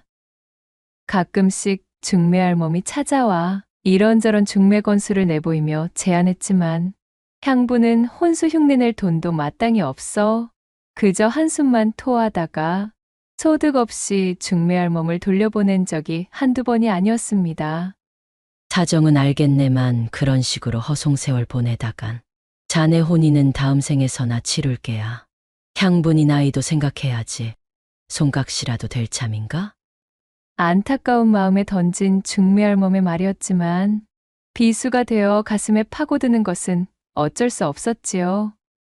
부모도 일찍 여의고 어디 변변한 재산도 없이 나이만 먹은 여자를 누가 그리 쉽게 데려나가겠답니까? 제 마음도 미어지네요. 주변 사람들에게 싫은 소리 한번 들어보지도 않은 착하디 착한 약초꾼 향분이었지만 그녀가 평생 배워온 재주라고는 뒷산에 올라 약초를 채취하여 내다 파는 일 뿐이었으니 제대로 된 혼담이 들어올 리도 만무했고 그나마 들어오는 혼담들도 색정의 눈이 먼 영감들의 후첩자리였지요. 떵떵거리면서 살겠다는 욕심도 아니고 그저 남들 하는 만큼 나도 혼인하여 아들 딸 낳아 가정을 꾸리고 싶은 마음뿐인데 천지신명께서 내게 조실 부모의 기구한 팔자를 내리시더니 배우자마저 점지해주지 않으실 모양이시니 참으로 서글프고 원통하구나. 사정이 이리 되니 향분이 조바심을 내는 것도 당연지사였습니다. 그렇게 시간은 야속하게 흐르고 흘러 어느덧 눈이 펄펄 내리는 겨울날이 되었습니다. 창호를 뚫고 넘어오는 매서운 칼바람의 소리가 기세등등하여 동장군이 따로 없는 날씨였지요. 새벽닭이 울기도 전에 자리에서 일어난 향부는 광주리에 호미를 챙겨 들고서는 산으로 올라가 겨우살이 약초를 캐올 채비를 하였습니다. 부지런히 준비를 하던 향분을 발견한 동네 한 아기, 그녀를 걱정하며 한마디를 던졌지요. 아이고, 향분아. 눈이 이렇게나 쏟아지고 있는데 오늘은 그냥 하루 약초질은 쉬고 집에 붙어 있는 것이 어떻겠니? 이 날씨에 무리하다 사람 잡을까? 그것이 걱정이구나. 아주머니, 걱정 마셔요. 오늘 같은 날에 날씨 탓을 하며 나서지 않으면 혼자 사는 제 입에 풀칠은 조상님도 못 해주셔요. 혹독했던 겨울의 날씨도 향분의 부지런을 막을 수는 없었지요. 참으로 먹을 주먹밥이 담긴 보자기까지 챙긴 향부는 야산으로 걸음을 재촉했습니다. 그녀는 산신에게 실하고 귀한 약초를 광주리 한가득 캐올 수 있게 맑은 물을 떠놓고 치성을 다한 기도까지 올리고서 몸을 추스리며 깊은 산속을 향해 걸었습니다. 늦가을 줄기가 마르면 약효가 뿌리로 내려가기 때문에 겨울이 제철인 약초는 주로 뿌리 약초가 많았습니다. 산후 여인들이 밀려든 약초방에서 겨우살이를 잔뜩 구해달라는 요청을 받은 향분이 그렇게 약초를 찾아 헤매며 이리저리 산을 타던 그때 불현듯 눈바닥에 털썩 주저앉아버리는 것이었어요. 아니, 이것이 무엇이야? 내가 지금 꿈을 꾸고 있는 것이요? 향부는 자신의 눈을 의심하며 두 눈을 비비고는 다시 한번 아래를 내려다보았습니다. 그것은 향군이 잘못 본 것이 아니었어요.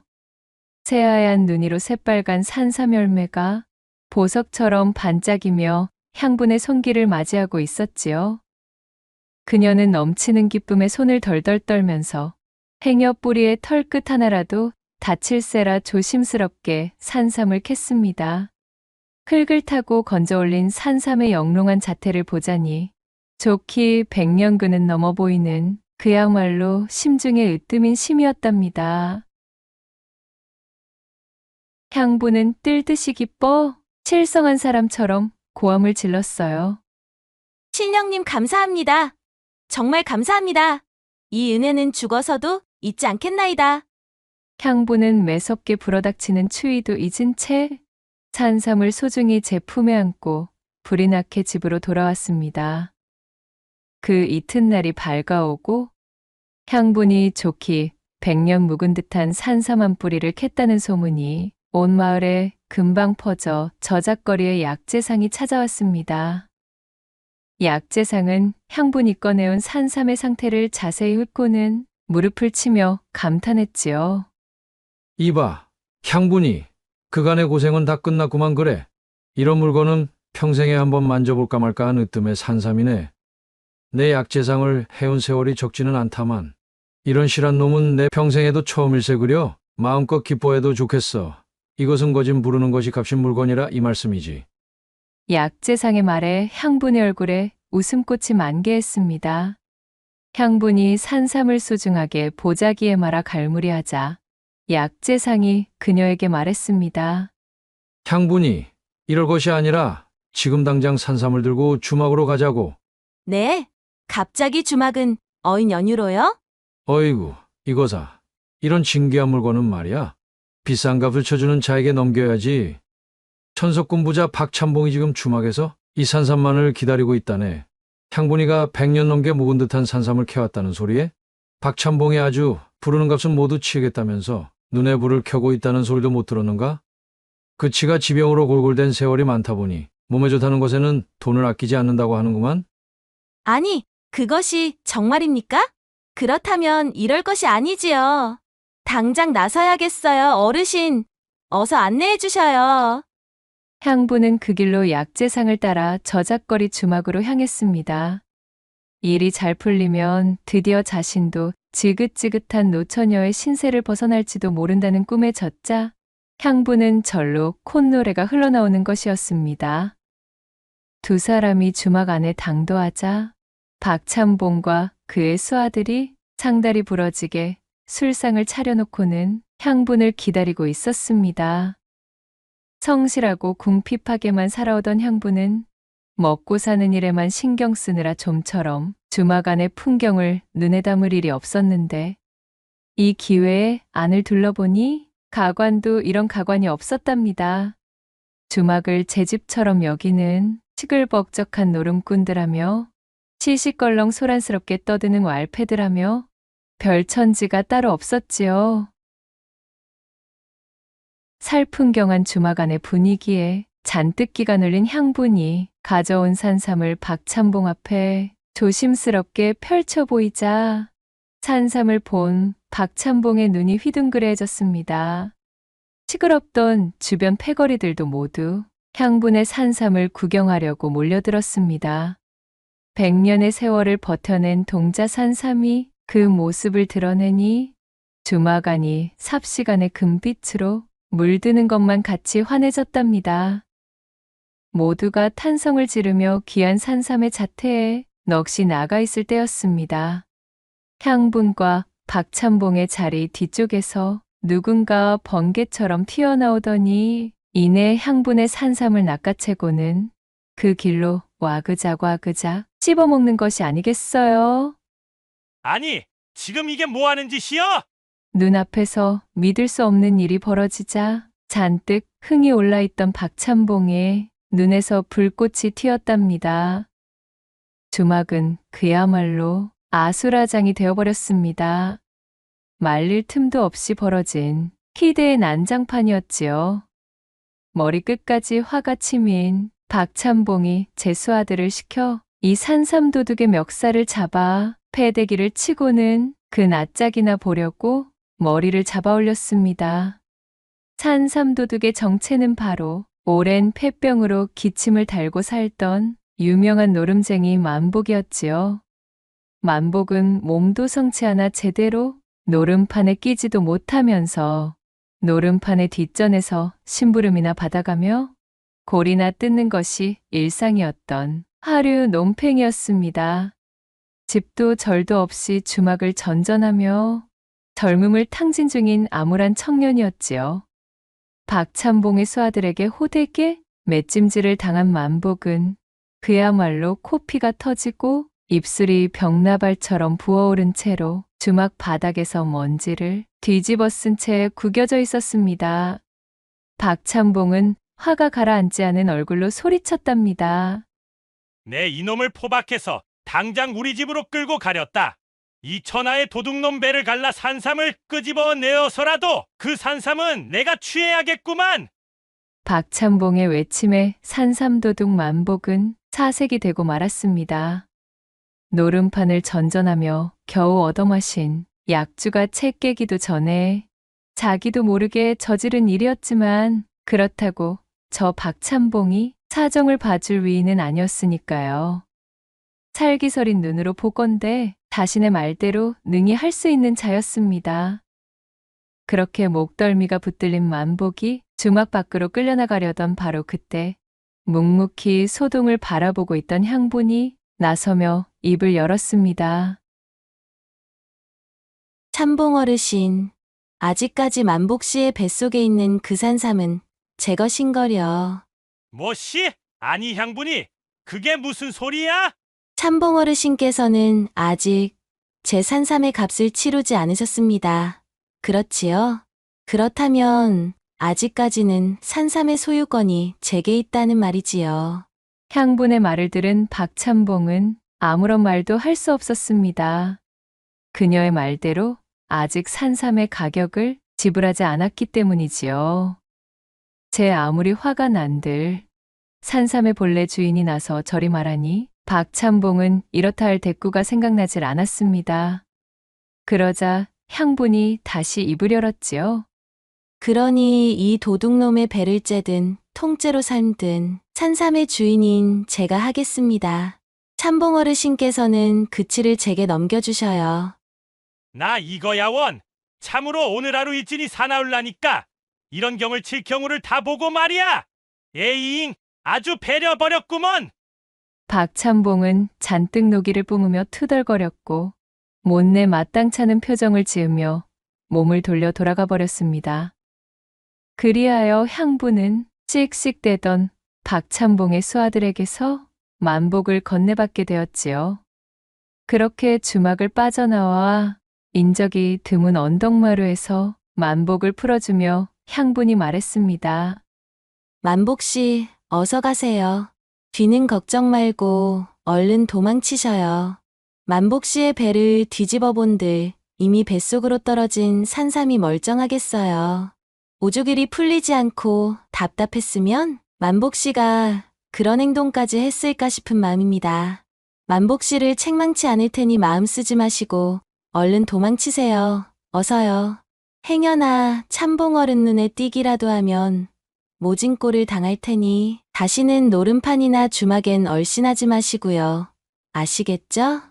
향분의 말을 들은 만복은 눈시울을 붉힌 채로 잠시 멍하니 서서 그녀를 바라보다 이내 몸을 돌려 고개 너머로 사라졌습니다. 그렇게 향분이 만복을 보내준 뒤 사라진 만복을 다시 본 마을 사람은 아무도 없었지요. 한바탕 소동을 뒤로하고 집으로 돌아온 향부는 바닥에 털썩 주저앉아 크게 한숨을 토했습니다. 어진 마음에 만복을 보내주긴 하였지만 눈앞에서 산삼을 날려버린 쓰린 속은 어쩔 수 없었으니까요. 어휴, 그걸 팔아 혼인 미천으로 삼으려 했는데 팔자에도 없는 복을 삼키려고 하니 이리도 사달이 나고 마는구나. 어쩐 일로 그런 복이 굴러들어오나 하였네. 향부는 아쉬움을 뒤로하고는 자리에서 일어나 집 안으로 들어갔습니다. 또다시 3년이라는 세월이 흘렀습니다. 얼음이 녹고 꽃이 고개를 드는 어느 봄날이었지요. 향분이 예나 다름없이 약초를 찾아 헤매다 산을 내려와 집마당으로 들어섰습니다. 쑤셔오는 무릎에 몸을 가누며 약초들을 정리하려는데 자신의 집 마당 앞에서 갓을 쓰고 비단 두루마기를 입은 젊은이가 냅다 자신을 향해 넙죽 절을 하는 게 아니겠어요. 깜짝 놀란 향분이 다급하게 약초를 내려놓으며 고개를 조아렸습니다. 아니 귀한 양반분께서 어찌 저 같은 아래 것에게 이러십니까요? 향분 씨, 저를 모르시겠습니까? 저 만복입니다. 예, 누구요? 만복씨, 설마 그 만복씨? 그 말을 들은 향분이 고개를 들어 찬찬히 그의 얼굴을 살폈습니다. 갓을 쓴 얼굴을 들여다보니 정말로 3년 전 자신이 도망치도록 보내준 그 만복이 맞았던 것이지요. 하지만 예전과는 너무도 달라진 모습이었습니다. 피골이 상접하던 꾀죄죄한 모습은 온데간데 없었고 얼굴에는 기름진 살이 올라와 광채가 나고 있었으며 그 어깨는 떡 벌어져 아주 다른 사람이 되어 있었습니다. 이게 어찌 되신 일인가요? 만복씨 용모가 마치 다른 사람이 되어 있네요. 모든 것이 다 향분 씨 덕택입니다. 안으로 들어 제 이야기를 들어보시지요. 만복은 향분을 부축하며 그녀의 집 툇마루에 앉아 그간의 이야기를 시작했습니다. 3년 전 만복이 주막에서 향분이 산 삶을 훔쳐먹고 그 길로 오래 앓던 폐병이 완치되는 기적을 맛본 것이었지요. 골골 떼던 육체에서 전에 없던 힘이 솟아나기 시작한 만복은 마음을 다잡고 나루터에 진을 치고 자리를 잡아 장사판에 뛰어들었고 그간 부단히 노력하여 거상이 되어 있었던 것이지요.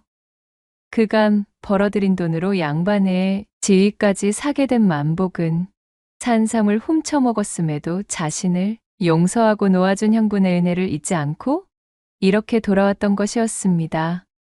그날 향분 씨가 은혜를 베풀어서 저를 놓아주지 않았다면 저는 박찬봉 어른의 손에 맞아 죽었든지 길에서 객사를 하였든지 지금의 제가 될 수는 없었을 것입니다. 정말 감사드립니다, 향분 씨. 만복은 다시 한번 고개를 조아리며 향분에게 감사 인사를 전했습니다. 그렇게 기쁜 재회를 두고 서로 이야기꽃을 피워대고 보니 만복은 그간 장사에만 몰두하느라 아직 혼례도 치르지 않았던 총각이었지요. 저기 향분 씨, 제가 이렇게 향분 씨를 찾은 연유는 비단 그날에 대한 감사 인사를 전하려는 것만은 아니었습니다. 향분 씨의 산삼 덕에 기세등등해진 것은 저희 팔자뿐만이 아니었다고나 할까요? 이제 그 덕을 산삼의 원래 주인에게 베풀고 싶은 마음인데 향분 씨는 어떠하신지요? 그것이 무슨 말씀이셔요? 잘 이해가 되지 않습니다. 만복씨. 저는 향분 씨와 혼례를 올려 산삼으로 얻은 기운을 돌려드리고 싶습니다. 그 말을 하고는 쑥스러운 듯 고개를 떨구며 자신의 발끝 아래를 내려다보던 만복이 흡사 거대한 석상처럼 꼿꼿하게 솟아있는 음영을 보이며 쩔쩔매고 있었습니다. 아마도 이것이 만복이 말한 산삼의 다른 효능? 달리 말하면 기적 같아 보였지요. 그런 만복을 흘끔 바라보는 향분의 얼굴도 어느새 홍당무가 되어버렸답니다. 부끄러워하는 향분의 손을 잡고 방 안으로 들어간 만복은 영험한 산삼의 힘으로 오장육 부소까지 외성병력을 선사해버리는 것이었습니다. 그렇게 꽃 피고 새우는 화창한 봄날, 귀중한 만남이 성사되었고 얼마 지나지 않아 만복과 향분은 서둘러 혼례를 올리게 되었지요. 착한 심성을 잃지 않고 은덕을 베풀어 끝내 복을 거머쥔 향분은 대궐 같은 기와집에 하인을 두며 살 수 있게 된 것이었습니다. 이후로도 만복과 향분은 넘쳐나는 산삼력을 10분 발휘하며 꽃피는 사랑을 아름답게 나누고 그렇게 산삼보다도 더욱 좋다는 시간들을 원없이 보내면서 행복하게 지냈다는 후문이 옵니다. 낭독해드린 이야기가 마음에 드셨다면 구독과 좋아요, 댓글로 야담상회를 응원해 주셔요. 늘 잊지 않고 야담상회를 찾아주시는 마님과 선비님들 시청해 주셔서 참으로 감사하옵니다.